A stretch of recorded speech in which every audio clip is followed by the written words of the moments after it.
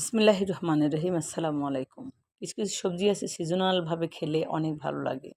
আর দুন্দুল এমন একটা তরকারি যেটা এই বর্ষার মৌসুমে খেলে দারুণ লাগে। আর সাথে যদি থাকে একটু মাছ, মাছের পাশে একটু দুন্দুল, জাস্ট ওয়াও! এরকম একটা রান্না হলে আর বাসায় কিছুই প্রয়োজন হয় না। আজকে আমি বেলে মাছ দিয়ে রান্না করব দুন্দুল।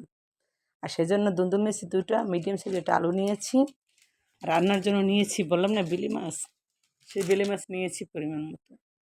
আর আমি সয়াবিন তেল ইউজ করেছি 1/2 কাপ।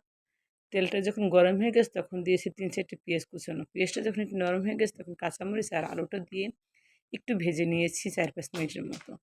তারপর দিয়ে দিয়েছি হলুদের গুঁড়ো, মরিচের গুঁড়ো। আর তেলের উপর হলুদের গুঁড়ো, মরিচের গুঁড়ো দিলে কালারটা দারুণ আসে সেজন্য।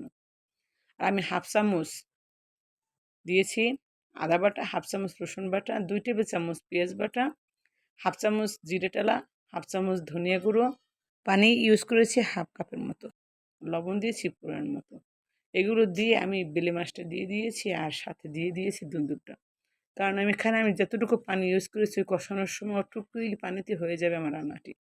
কারণ দুন্দুলে প্রচুর পানি থাকে। যারা আমার ভিডিওটি দেখে ভালো লেগেছে অবশ্যই এটা লাইক, ফলো, সাবস্ক্রাইব করুন আমার ইউটিউব চ্যানেলটি। সবার আগে পেয়ে যাবেন আমার রেসিপিগুলো আপনি। আর অবশ্যই একবার ট্রাই করবেন এভাবে। আল্লাহ হাফেজ।